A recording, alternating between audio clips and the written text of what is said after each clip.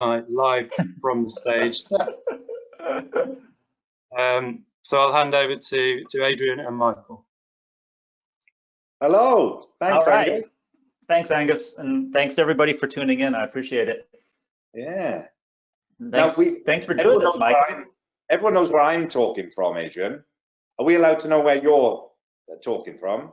I'm in a rental house. I'm on a family vacation, and I'm in the one room in the house that has a lock on the door. And also, when did you become a priest? It's the new it's the new vocation for me. I knew it was coming. I knew it was coming. My backup plan if the comics thing doesn't work out. I wish I'd known you. I would have worn this. I would have got a black shirt and a little white T-shirt as well, had I known. I forgot about the undershirt. I forgot how what it looks like on Zoom. Hot priest is very big because of Fleabag, and now we've got hot comic writer priest. I gotta apologize in advance if I start speaking in an accent. I feel like I always imagine like if I moved anywhere within 2 weeks, I'd start imitating the people around me, even if it was like in the South in America or something like that. I remember when we first, well, I'll give a bit of background. Yeah. That we've known each other for quite a while, although we haven't seen each other for a while, but we have known each other for a while. And I remember very early on when we first sort of got together properly, I remember you saying that, please forgive me if I start copying your accent. I remember you saying that. That's I'm nervous about it. Even just getting ready for this, I started feeling like I was going to start talking like you a little bit. But then, who am I, Adrian? Who am I? That's true. That's a good question. Well, yeah, so we've left, as a bit of context, I suppose. First and foremost, I am a fan, great admirer of your work, obviously. But the first thing I read of yours was the collection Sleepwalk. And there was one particular story in that called Layover, which I loved. I mean, I loved them all, but that one really kind of haunted me and stayed with me and just kept, I sort of slightly became obsessive about it. And so because the world of social media was burgeoning at that point, I was like, I'll just write to him. Yeah. I'll just reach out to him. And we ended up sort of talking and then meeting, and then we sort of started working together for a little bit as well, didn't we? Yeah, it was a great experience. I mean, I think people put so much pressure on the end result and whether the vision is fully realized on the screen. But you know, for me, the process of that was so much fun. First of all, it was you know, we met up in New York and had a great time hanging out there, and just, you know, when you're having coffee with Michael in New York, just incredibly famous people just walk up and say hi. They just appear out of the blue and just no big deal. And it's so much fun for me to get that experience of people recognizing you from all different things, like kids who recognize you from one thing and adults who recognize you from another thing. And then we ended up hanging out in California too. It was a lot of fun.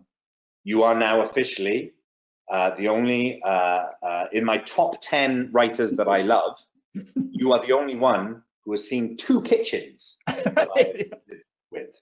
That's right. This being the second one, and the other one was when we met in Los Angeles. Yeah. This looks a little more rustic. This looks a little. It's very much more rustic. Yeah. Yeah. Yeah. But and that story has stayed with me, to be honest. I still go back in my head to wanting to do so. So I'm hoping that we just haven't done it yet. Right. Okay. One day. It was fun. I mean, if anyone's curious, it moved so far beyond the source material and became something different altogether. I think we were both putting in bits of our own autobiography, and it was much darker than a lot of my stuff too. It was going into some pretty dark places, but very cinematic. I remember, quite Lynchian. Lynchian, definitely Lynchian, and especially the aspect of Lynch that kind of glamorizes and demonizes Los Angeles. We were thinking a lot about LA too. Yeah. That's right. Yeah, exactly. In fact, one of the questions that people have sent in was specifically, without, I mean, it's coincidence, but was about that particular story.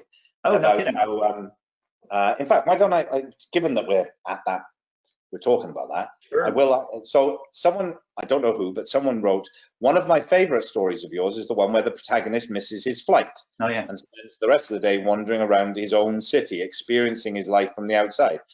This is an instance where the loneliness to me feels almost comforting.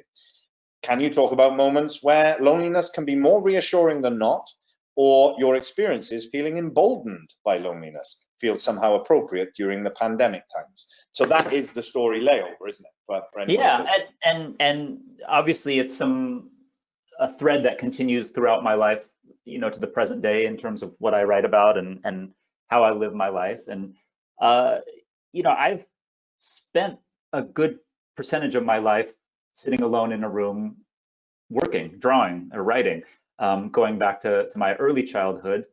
And I think at a certain point I was starting to feel very negative about that, thinking like I'd wasted my life, I'd spent too many hours alone, you know, I didn't interact with humans enough. And then lockdown began, and then you know, 5 months of homeschooling and all that, and now I'm back in the position of thinking, oh, be alone in a room with a piece of paper and some art supplies for a few hours. Now I'm craving it to a degree. I was going to say to you, interacting with other humans is vastly overrated, I can tell you. I long to be able to act from my shed in the garden. Surely technology has got to the point where I don't have to actually show up and act with other people now, surely. That's interesting, because I thought that maybe me and my cartoonist friends would be the best adapted to this new reality, because we've been in lockdown our whole lives to some degree or another. But I thought maybe for you, you'd be just going crazy, like, get me on a set, get me in front of a camera. No. I've loved, I mean, I know it seems an odd thing to say given the context, and you know, notwithstanding, it's been an awful time for us as a species, and particularly for certain, you know, people within our community and everything. But for me personally, quite selfishly, it's been actually a very special period of time in lots of ways, because I have a new baby, a young baby who's now 10 months old, but has spent, you know, a large proportion of her life in lockdown. And we've just been here in, you know, very fortunate to have a lovely house, a lovely garden, which has been amazing. That really has been great. And just sort of spending the time with the baby, which has been fantastic, and not having to have any, you know, too much distractions. Now you've got 2 children. Yeah, older, 5 and 10. Yeah, exactly. How's that been? It's similar to what you said. There's a lot of kind of irreplaceable experiences that wouldn't have happened otherwise. But you know, with homeschooling, it's a whole other challenge. And you know, like my 10-year-old is very tech savvy, so she just transitioned right over to hanging out with her friends on the computer, and just at any given moment, I hear her friends' voices emanating from her room, and they're playing games and chatting and everything. But my younger daughter is, you know, we've set up Zoom play dates, and it's just a countdown to one of the kids hitting the button to hang up and just ending the call abruptly. You know, it doesn't last long, and so I feel my heart goes out to her in terms of how lonely it can be in a way, even though she's surrounded by her family 24 hours a day too. Now they feature in the new book. Yeah. Do they have an opinion on that at all, or do they even know? No, well, they both know. My 5-year-old, apparently there was a day at school where they were talking about careers and what their parents do for a living. And I guess she raised her hand and said, my dad draws pictures of himself. So her, you know, as far back as her memory goes, I've been working on this book, and she just thinks that I just, for the fun of it, draw pictures of myself, and somehow it turns into money. And my older daughter, Nora, was very involved in the creative process. She was watching each page as it was completed. Since I work at home, I don't have like a private studio where I go to. So whatever I'm working on is just kind of on display on my desk. And so she watched it as it progressed and became increasingly interested about the progress of the book as it approached the chronology where she was going to start showing up as a character. And then she was very interested, and then the fact checking began, and you know, she had some notes for me. And I can understand that, because I got very interested as it got closer to when we met.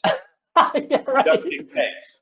Yes. I was like, this would be awful if I actually feature because for anyone who hasn't read the new book yet, it is essentially a litany of humiliation for Adrian throughout his life. Right. It's all the most humiliating. Well, I don't know if it's the most humiliating. It's the ones that you are prepared to share with us that have been humiliations and slights and terrible offences caused to you throughout your life.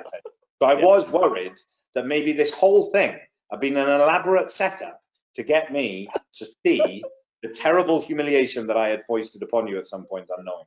Right, and then I was expecting an apology to occur live on camera here. I am sorry.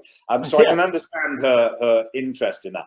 It made me suddenly think of one of my favorite films of all time is a film called House, Japanese film called House. Oh yeah, we've talked about House, yeah. Yeah, and that was written by the writer-director and his, I believe, I want to say 8-year-old daughter, but I may have that wrong, but certainly his young daughter, and they created the story together, which is why it is so mental. It's just a crazy story, but in a way that you can't put your finger on. Like when I realized, oh, it was his daughter who came up with the story, that makes sense.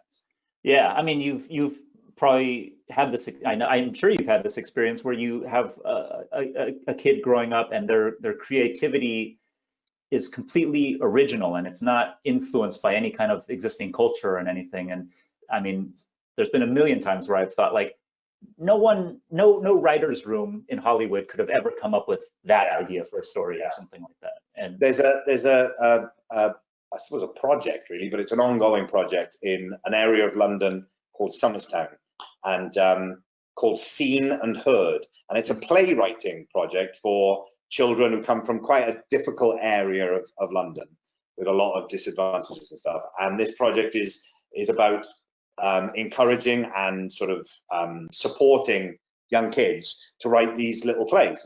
And then they do performances of them, but the performances are done by professional actors with proper like production, full costume and lighting and everything. Yeah. And not one bit of punctuation or one word is changed from what the children have written, even though they're mentored a little bit. And you watch these, I mean, it's some of the most extraordinary theatre I have ever seen. It is wonderful. It's like having your batteries recharged when you go and watch it, because you're right, no one could come up with this stuff. No one could on purpose come up with it, with the things they come up with. Just brilliant. So maybe would you consider writing something with your daughter? Sure. Yeah, I think that would be fun. We've she's actually this is the older daughter, Nora. She's quite a cartoonist herself already. She's I think just from growing up with it being kind of omnipresent, she just has a natural pull towards that art form, and so she loves graphic novels, and that's like her favorite kind of book to read. And she's at this point, I think she's probably finished more pages of comics that she's drawn than I have in my career. She's got a massive stack of these stories that she works on, and she's invented these characters. And I definitely take a little pride in it, because she has these characters that are sort of thinly veiled stand-ins for her and her little sister, but they're not exactly them. And it's really inspiring to me in a lot of ways. That's amazing. Yeah, brilliant. Now, for anyone who hasn't read the book yet, this is it. The Loneliness of the Long Distance Cartoonist. First of all, are you a fan of the Loneliness of the Long Distance Runner? Which is I am. Yeah, I mean, it was something that I read in college, like so 20 something years ago, and then I later saw the film adaptation, and I don't think there was ever, I enjoyed it, but I don't think there was ever a time where I thought I'm gonna someday cannibalize that title. It was just something that just clicked for me when I was agonizing over the title for this book, which was one of the last steps in creating it. I was pretty much done with the book before I settled on the title. Now, I don't want to give too much away about the book. I know it's not like massive spoiler alert. You're not that kind of writer, really. Yeah. But having said that, there are certain things about this book that I wouldn't want to spoil for people coming to it. So I will try and find ways around giving away too much about it. But well, first of all, it's when I first got it, I thought, oh, fantastic, a new moleskin notebook. Right. Oh, and someone spoilt it by Yes. doing silly little drawings all the way Right. through it. That was my first thought. Right. And then I realized it for the work of genius that it actually is. Ah, thank you. But it's, yeah, so it's it's sort of in the form of your notebook, presumably, is it? Is that how you actually did it? Yeah. That was the idea. There's a much rougher version of it in a similar notebook. This was sort of the cleaned up version of it to be more presentable. But to produce it in the way that you have it now took extraordinary effort because of the timing of it. So the book was set to be printed in a town in China not far from Wuhan. Wow. And as soon as things started getting locked down there, we thought we had to move it to a different place to meet our deadline. So I was given a few choices of other printers who were up to the task, and I thought Italy seemed like a good second option. So we moved the whole production to Italy. With your unerring instinct for things that will cause the maximum amount of damage to you and your career. Yes, and my publisher, yeah. And you know, eventually they were able to produce it in Italy, but at the last minute they said, "Oh, you wanted this bookmark ribbon, this sort of purplish bookmark ribbon bound into it. Those are only produced in China, so we need to wait to get those produced in China and shipped to us to be assembled into the binding before we can send it off." So there it is. Of which Adrian speaks, or of what he speaks. Yes. So it's you know, I'm glad that some people are enjoying the format of it, because it would have been much easier for me to say, forget it, just do a little paperback, a regular paperback book, and get it out there. One of my favorite things about the format is that at the end of the book, there are a few pages that are just sort of blank notebook pages, and presumably that's so I can draw my graphic novel notes. Right, your response, yeah. In comic book form. Now, what we have here is a number of things. One of them is a sort of origin story, a superhero origin story. Isn't it? You're the first person who picked up on that, yeah. Yeah. So yeah, I mean, it opens with what seems to be, as the way it's presented in the book, as that kind of origin story of how it all began. And it sort of began with Spider-Man. Yeah, I think that might be, to some people, that'll be the biggest revelation, to see what an obsessive superhero fan I was as a kid. I mean, not just a fan, but a collector. You know, like I had to have every issue that Marvel was putting out, and that was a big part of what made me such an unappealing kid, because, you know, I couldn't just have a light conversation about, you know, now if you ask a kid about Spider-Man, they'll be like, yeah, I like the new one, or I like Spider-Verse. Okay, you know, let's go do something else. But for me, it was like opening this Pandora's box. If someone expressed the tiniest bit of interest, then it was like, I've been waiting my whole life to tell you about why I love Spider-Man, and blah, blah, blah. And it was overwhelming to adults and children alike. And I think my mom was probably the most patient in terms of enduring some of those conversations. But you know, a kid at school, he has no incentive to tolerate that. And of course, in keeping with the overwhelming theme of the book, when we discover that how you feel about Spider-Man, it leads to an incredibly humiliating series of events for you. Right, and some people have contacted me about that and said, I can't believe that you would get bullied just because you like comic books. That seems fake to me. And I always want to explain that it could have been basketball that I was a fan of. It didn't have to do with what it was. It was the way I talked about it and the way I dominated the conversation and overwhelmed people with minutia. Yeah, so it wasn't about comic books. It was about you and your personality. Absolutely. I'm convinced it could have been anything. I could have talked about wanting to do anything, and I would have ruined it for people. and because of the nature of the book and the way that the story develops, am I right in saying that there's almost, well, from a certain point on, it's sort of each section is a chronological year. It moves forward by year. Do you keep a record of everything that happens to you that you find humiliating anyway? that you were able to draw onto this? Only mentally, only in my mind. I don't have like a dog-eared book of humiliations that I jot down everything in. But at this point, most of my writing process happens just in my mind anyway. I don't really, well, I go to great lengths to avoid that feeling of sitting down to a blank piece of paper and saying like, now write a book, you know? So I do a lot of pre-planning and a lot of writing in my mind. And so a lot of the writing process of this book was actually just, sometimes I'd use prompts, like I'd find some old photos, or I would do a little research online or something and remember something, and then reconstruct the events in my brain. Yeah, it was mostly working, and I think that's why I would stress that it's not hard journalism. You know, it's a lot of it is my memories of these experiences, which I'm sure the other people involved would fact check in a different way.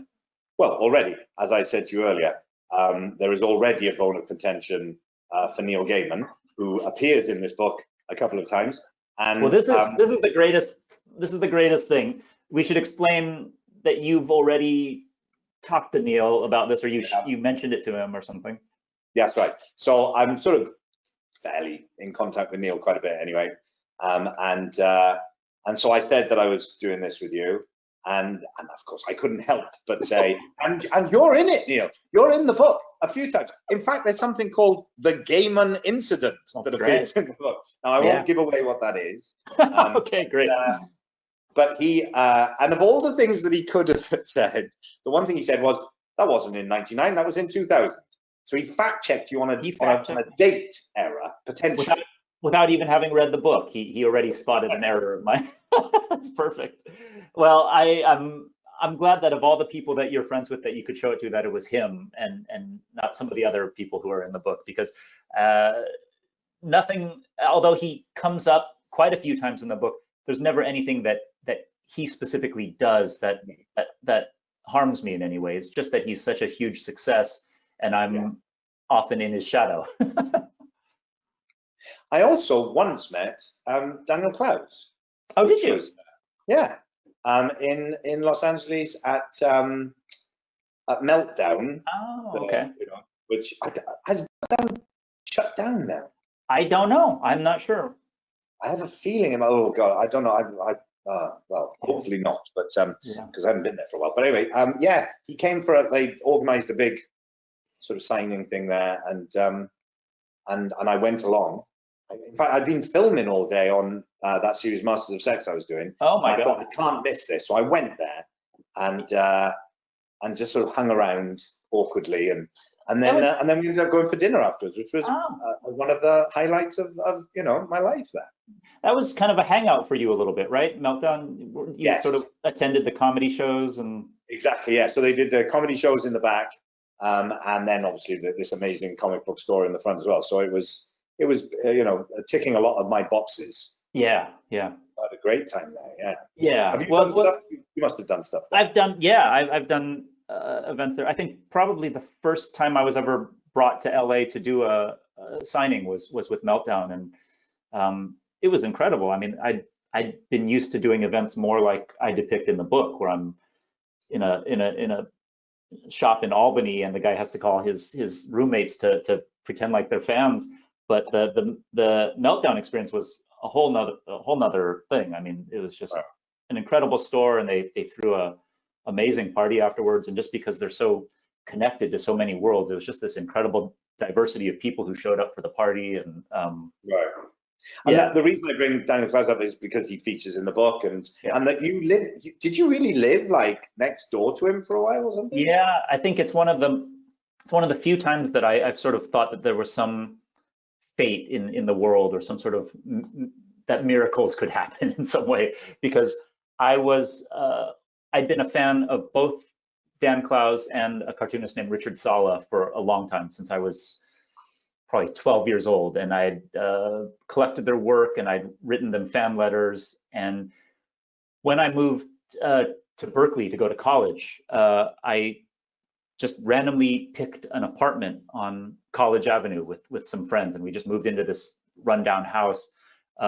And just by pure coincidence, it turned out that I was about 2 blocks south on the same street of Dan Clowes and 2 blocks north on the same street of Richard Sala. And they'd already figured that out, and they'd become friends and neighbors.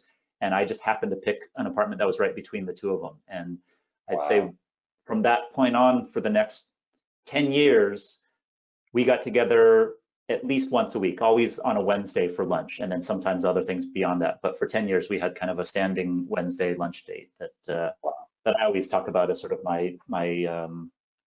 my shoestring version of an arts education. Right. Well, how did someone who alienated everyone as a kid with how obsessive they were about Spider-Man comics become someone who at 12 was reading Dan Clowes stuff? What was that journey? That's a good question. Because it's a good question to me, because there's plenty of examples of people who don't make that transition, and so that's what makes. I mean, to me, it made perfect sense, because by age 10 I'd completely lost interest in the comics that I had been buying. I probably should have put it in the book, but there was a grim moment where I realized that I turned into a pure collector, that I would kind of, like, as a ritual, go to the comic book store on Saturday and buy the comics. I wouldn't even shop for them. I would have already filled out a list telling them what comics I wanted, so that they would have those to hand to me when I walked in. And I would just like robotically grab them and give them the money, and then go home and put them in plastic bags and file them away, and just sort of look with satisfaction at the obsessively arranged box of comics. Just feel the vibrations coming off them like a Rothko painting. Yeah, but with no actual joy about the actual comics themselves. Just as this. There's a Mike Leigh play called Abigail's Party, and there's a character in it who has a collection, a leather-bound or fake leather-bound collection of Shakespeare's collected works, and he's showing them off. And someone says, "Well, what's your favorite Shakespeare play?" And he goes, "Oh no, they're not to be read." Right? Yeah. Oh yeah, that was me. Except instead of Shakespeare, it was the Micronauts or something like that. I mean, apples and oranges. Yeah, close enough. But so by the time I was 12, I completely lost interest in that kind of material, and fortunately, I just happened to live near a store that had a little other section kind of tucked away that I wasn't sure if I was allowed to go into, but I took a step in and no one said anything.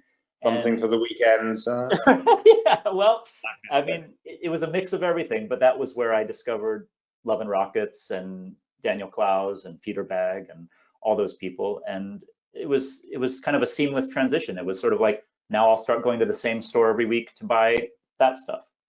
Yeah. And when you did start sort of hanging out with them, did you freak out a bit? Did you I mean, I've only just got over with like Neil going, "Oh, this is Neil Gaiman." Yeah. Like it's quite a difficult line that you so want to be able to get along with someone who you've admired so much when you get the opportunity to be with them, and yet it's so easy to mess up. It's so easy to mess up, and it's so hard, I find, to fully be present and enjoy the time, because you have that imposter syndrome hanging over you all the time. And I feel like I'm constantly battling against that. Like even now, I'm saying, like, let's just enjoy this opportunity to chat with Michael here, and as opposed to thinking about the different roles that I've seen you in over the years and things like that. And with those guys, fortunately, I spent so much time with them. Like, to have like that weekly standing date, I didn't feel like I was auditioning or anything like that. So I eventually adapted. But even to this day, I mean, I will still have those experiences if I get an email or something from one of these cartoonists who I've known for decades now, and we're just friends. But I'm still a fan, as much as anything. Yeah, I mean, I've managed on the whole, I think, to not mess it up too much with people. I don't think. I mean, I think I handled it okay with you. I think, although we haven't spoken for quite some time, that may be on purpose. But the person I did mess it up with a bit was there are two people. One was David Lynch. Oh, no. And I only messed it up in so much as I interviewed him for a radio show that I did. Really? So I've been doing a couple of radio shows for BBC Radio 2 here in Britain.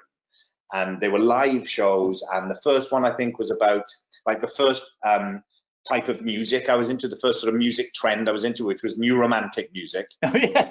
which was Ultravox and early Duran Duran and all that kind of stuff. And so that was the first one. Second one was about how my musical taste changed throughout the 80s, because I was like 11 at the beginning of the 80s and 20 at the end.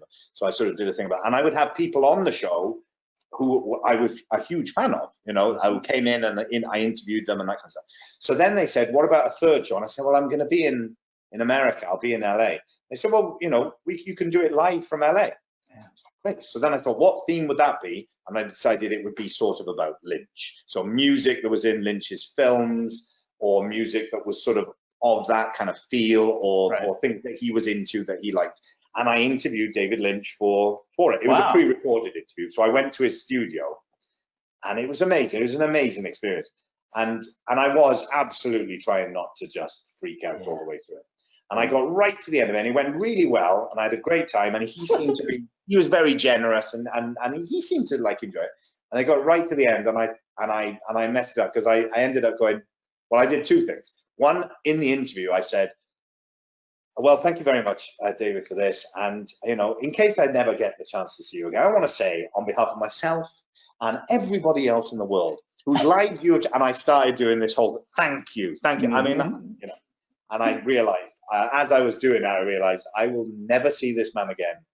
And then the second thing I did was that I ended up like sending him stuff afterwards, like, here's some stuff that I think you might like. And oh God, it was, in fact, it included a Dan Clowes graphic novel. Oh my God.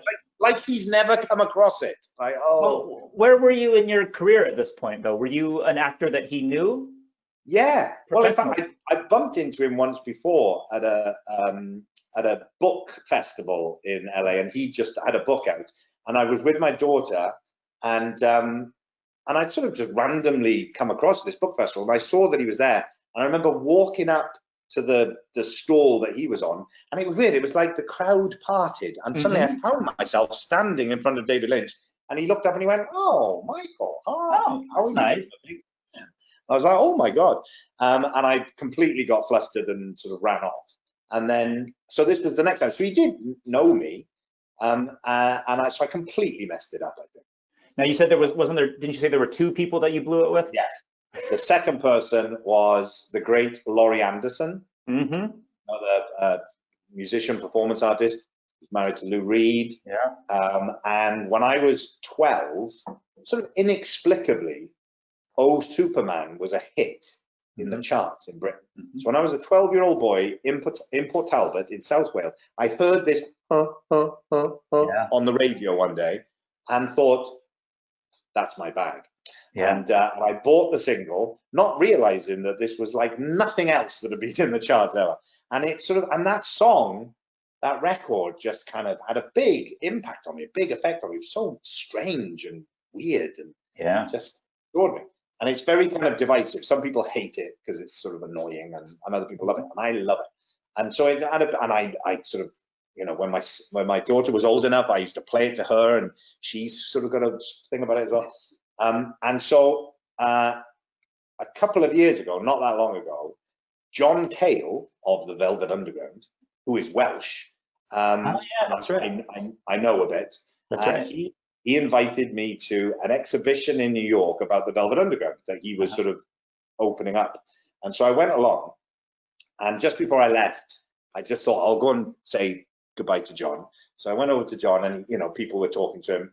And then as I was saying goodbye to him, Laurie Anderson came up. And I was absolutely starstruck. And John said, "Oh, Laurie, this is Michael." And I just went, "Oh, your song, Oh Superman, has had a profound effect on my life, and thank you very much." And I did that whole thing, and she just sort of looked at me and went, "Okay, bye," and just walked off. Yeah, you turned back to your 12-year-old self, right? Completely. Yeah. And John Cale turned to me and said, "You did better with her than I did." Those are the two most, you know, oh God, I messed up experience. Yeah, that's not those aren't worse. That's if those are the two worst of your life, that's pretty good, I gotta say. Those are close to what you've got in your new book. Right, right. There are no bathroom related humiliations there or anything like that. No. I mean, that period of time that you sort of chart, you show some stories in this of when you were, as you said, going to do signings and no one was showing up, and you're sleeping on the comic book stores The floor. owner's floor, and that. I Yeah. mean, how typical is that for people who are coming up through the ranks, and how was that exciting? Was it fun? Was it like when rock bands talk about the early days, or was it just awfulness? I think for some people, it is that rock band experience, and they thrive on it and they love it. I hated it from minute one. There was, even though I should have felt like I'm 20 years old and I'm going on a book tour and I'm traveling around the country, I was still just enough of a curmudgeon that I was thinking like I'd rather be home, sleeping in my own bed, or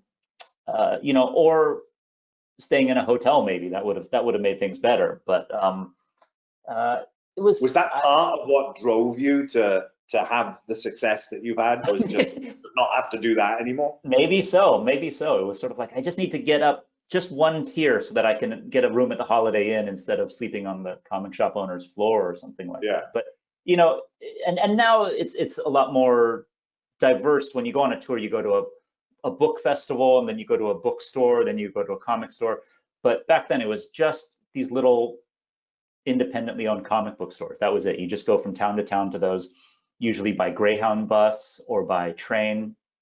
And it was a lot more intimate. You would, as soon as you landed in that town, that store owner was kind of your guide and your host for the next couple of days. So you would suddenly you're eating 3 meals a day with some guy you've never met before, and sleeping in their living room. And there's a classic story about, it's not in the book, and we were just talking about that I should have put in the book, but my friend Seth, a fellow cartoonist, he was the first person I went on a tour with, and we actually flew to this place. I won't say what city it was, but we flew there.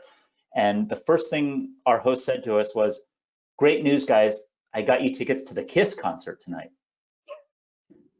And, I guess of the two of us, I would be slightly more likely to want to go to a Kiss concert, and, more so than Seth.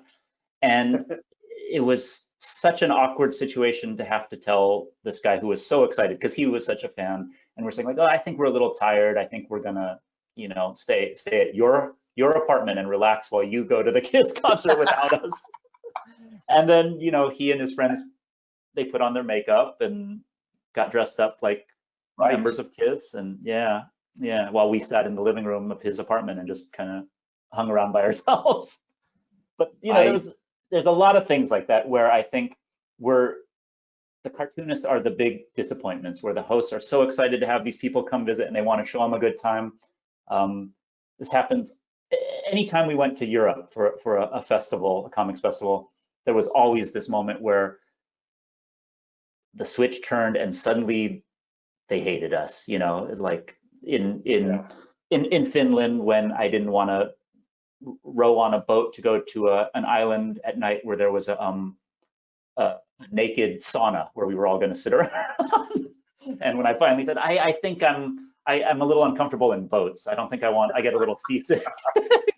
In a parallel universe, Adrian, there is a version of you sitting in a naked sauna with your Kiss makeup running down your face. And very well liked by my host too. Like, oh, he's a great guy. Yeah. Oh yeah.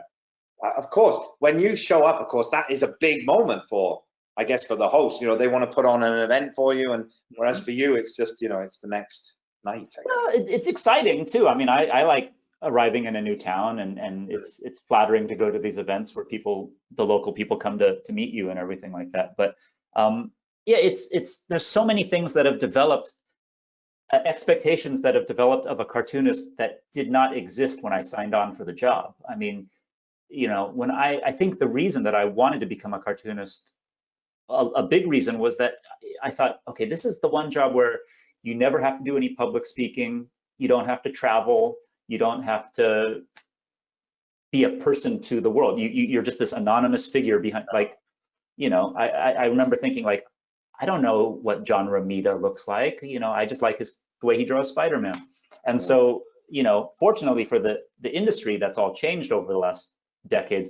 But for me, it's been, you know, one adjustment after another. Like, oh, now I have to go travel and sleep on these guys' floors, and now I have to get up on stage and speak to people and do interviews and things that I am not well suited for. It's funny because when we met up in LA that time, and I came to, you were doing a sort of Q&A event and a signing in a bookstore in LA, and I remember being struck by how at ease you seemed with it, how confident you seemed with it, because from only engaging with your work up until that point, I was like, this is a guy who's he's not gonna enjoy that. You were ready for a disaster. You were like, this is gonna be a shit show. Oh, I'm looking forward to this. Yeah, this is gonna be delicious. You were a terrible disappointment, Adrian. Yeah, because you handled it brilliantly. But you did seem very at ease. Is that someone who has become very good at pretending that you're okay with it, and underneath you're still suffering, or have you really become at ease with it? No, 100%.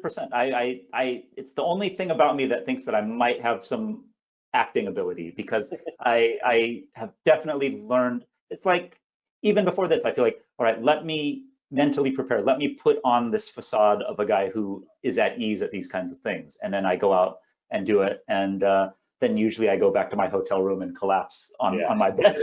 There's a great bit in the book where you're doing an interview on NPR, I guess, with and it's a show that you know have listened to and revere. And there's a great section where you're in the interview, but then you sort of depict yourself as having an out-of-body experience. And is that quite a common thing? Like, as something is happening, you're commenting on it, and it stops you from being in the moment, so to speak? Oh yeah, that's a rampant throughout my life, not just related to professional work. You know, it's something that I actually, to be serious, it's something that I work on, because I think that it's detrimental to relationships and to the enjoyment of life in a lot of ways, especially with children. But you know, when I still have this sometimes, but especially when my first daughter was very young, I'd be in the middle of doing something like playing with her at the park or feeding her or something like that, and I'd sort of have that same experience, and the thought would be like, you've been tasked with caring for a human life. You have no training in this. You have no experience with this. All you can do is take care of yourself and your selfish needs. And suddenly there's a beautiful little baby here who's totally trusting that you know what you're doing, and you don't. Oh God. I mean, now it's interesting because I recognize that as well, but for me, it's a professional hazard. And I think for most actors, that in the moment of doing what we do, that can really mess it up. Like, there's always the opportunity for a part of you, and I suppose in a way you do need that. There's always a bit of you that's watching and observing and commenting and maybe reacting to things in hopefully a positive way, but it can also become a very negative thing, in that if you are too aware of what's going on and you're not in the moment of what you're doing, then it kind of kills it, and you can't be spontaneous, and you can't be relaxed, and all those sort of things. Now, for you, given that the sort of experience that you're describing, that presumably doesn't happen when you're actually working. Like, as you're doing your work, it's not happening then, is it? It's not getting in the way of what you're doing then, is it? I have to fight it. I have to fight against it sometimes. And certainly there was a long stretch of my career where I started to feel gripped by self-consciousness, when I started being aware that my work would get reviewed and that people were going to respond to it. And then I would go out and face them in public. And it started really paralyzing me for a few years. And I was really kind of I wanted to pander, but I didn't even know how to do it correctly. So I felt like, I'm happy to give you what you want, but I'm not sure what it is, which is kind of like the antithesis of being an artist in a way. It's more. Is that the autobiography name, Adrian Tomine, Bad Panda? Bad Pander. I think that's true. It's definitely. Would that affect you in terms of, like, in your approach to what you're doing? So, like, what you might write about, the sort of stories you would do, or or would it actually affect the moment of you doing it? Like as you're sitting there drawing, writing, that it would affect you then? Or or were you able to lose yourself in that moment? Both, but definitely both aspects of that. But I have, through great effort, kind of overcome that in recent years. And part of it is this trick that I do where even if I think that, so let's say I'm working on this, The Loneliness of the Long Distance Cartoonist. I think maybe this isn't really my next book. Maybe this is just a little experiment I'm doing between books. I'm not going to pitch it to my publisher. I'm not going to take an advance and then have a deadline hanging over me. And so like with this one, I didn't even talk to my publisher about its existence until I was about halfway done with it. And at that point, I started to feel some confidence that I wanted to see it through to completion. And is that a conscious trick that you sort of play on yourself in order to not put too much pressure on yourself? Yeah, and especially with a book like this that's so exposing in a way. I wanted to have this this escape hatch if I started to think like, no, I can't put this out into the world or something like that. And it really freed me up. And it's really, I realized that it's sort of all a convoluted way to try and transport myself back to the experience of when I started making comics, when I was a kid in my parents' house, in my bedroom, doing something that no one was going to see, that I was doing just for my own fun and for my own education, really. And really, that's the only time I think I realized that was the time that I really enjoyed making comics the most, when it was when it was a hobby, when it was for fun rather than for a career. It's and so even, I got to trick myself to get back to that. The Carl Jung, the great psychologist Carl Jung, when he went through a period of time where he had a sort of a breakdown, or he came to a kind of a stop, and he found that the way to get him out of that and to break through it was to go back to doing what he used to do as a kid, when there was no end to it. It was just the sheer act that he used to make little pathways in the sand on the beach or on the riverbank in the mud and that kind of stuff. And so he started doing that again, and it unlocked all kinds of stuff in him. And then the rest of his career was essentially about working out all the stuff that came as it got unlocked. And so I think it is interesting because it's the same with acting in a way. One of the first things all children do is act, like role play, pretend, play games and stuff. And that's sense of play where it's not really about performing to anyone. It's just the sheer joy of inhabiting play. And having that spirit as an actor is what you have to try and hold on to always. And of course, all the other stuff just kills that. That's great to hear you say, because I feel like that's, without articulating it, I feel like that's something that I've seen throughout your career, that I see you taking delight in whatever role it is and making it fun for you. I mean, I think even at the time we've talked about some of your famous moments from the Twilight series that have turned into memes and have gone viral and everything. But to me, it's like, you're in the middle of this giant machine, but you're finding a way to do your own bizarre thing and have a great time with it. Yeah, I mean, it's finding what it is that gives you joy, and whatever it is, isn't it? And I mean, I've talked about this before when I did a podcast with David Tennant that he does, and there's a T.S. Eliot quote from, I think it's from The Wasteland, where he says, "These fragments I have shored against my ruin." And that line has always really resonated for me, that the idea that throughout our life, there are little things that we come across that give us joy or spark something in us. And, especially when I was younger, the things that gave me that sort of joy when I was a teenager, I think at the time I always felt like, oh, eventually this isn't important. Like I'll leave all this behind and I'll find the things that I'm really into later on or whatever. And as I've got older, I realized, no, those things that gave me that joy, they're the things that have been the most meaningful through my life. Those are the fragments that have stopped me from kind of going under a lot of the time, because they're the things that give me joy. And it doesn't matter where they come from. And often it's the ones that come from the most unlikely places that other people would just scoff at, perhaps, or whatever. But those are the things that are really meaningful to you and that stay with you and guide you on your path. And they've certainly informed my work. It's that sense of, like, it doesn't matter whether it's Twilight or Frost Nixon or whatever it might be.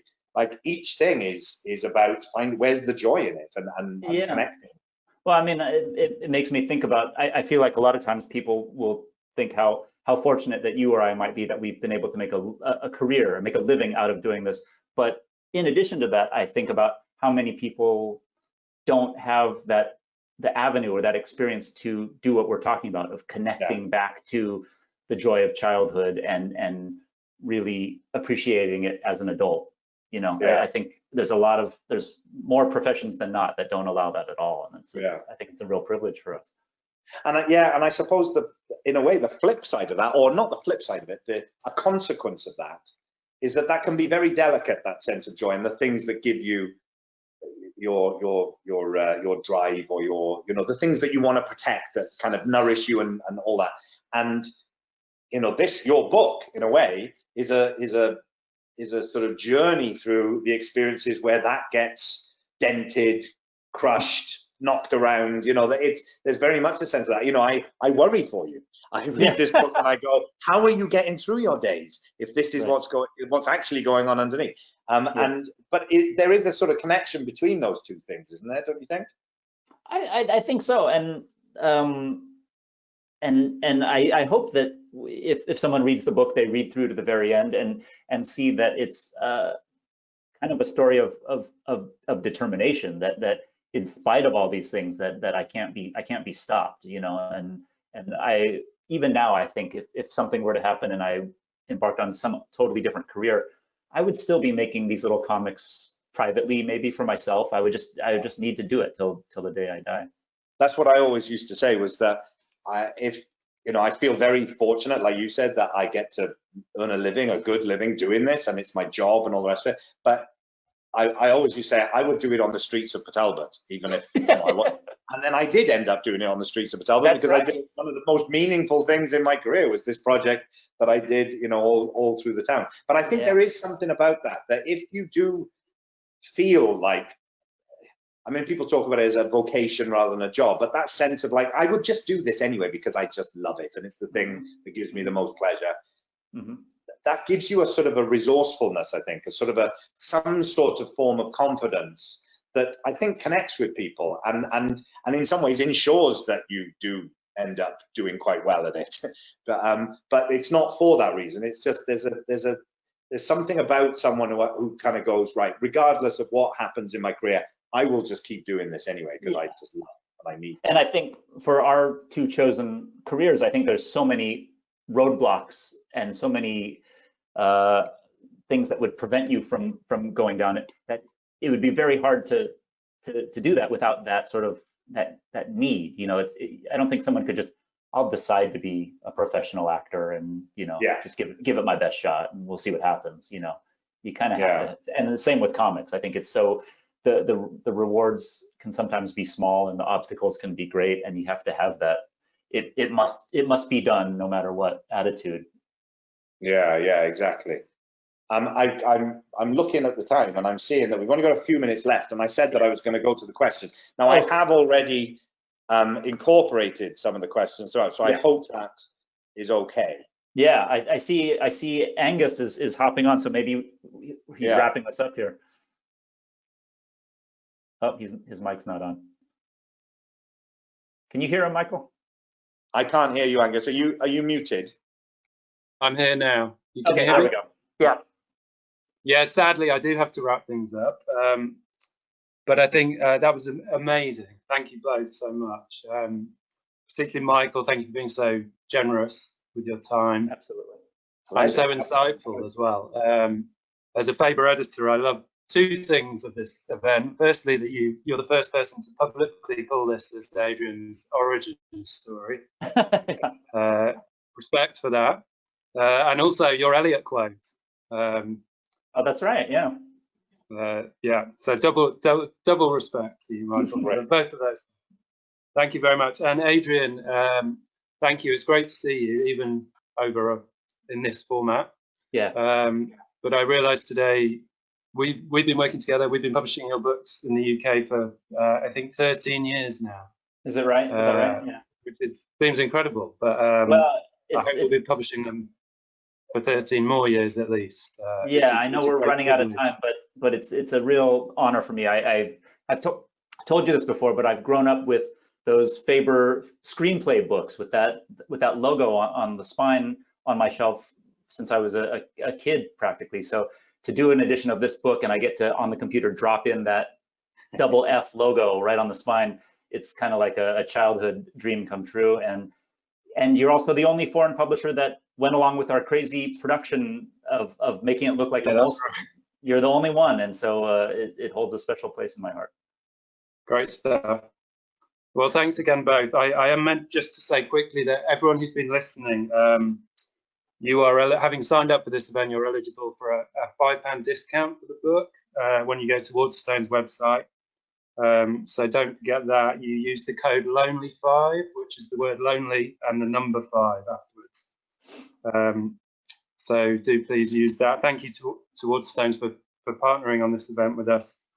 And finally, I should say, if anyone wants to check out some pictorial evidence of Adrian's dodgy 90s fashion sense, they should head to his Instagram page. There's been some amazing posts in support of this book in the last week or two. Michael's already called out your priest outfit this evening. So thank you both very much again, and hopefully see you again soon. Yeah, pleasure. Thanks, everybody. It's been great speaking to you. Speak soon. Thanks, Angus. Bye-bye. Cheers. Bye-bye. Thanks, Michael. Bye. Cheers. Bye.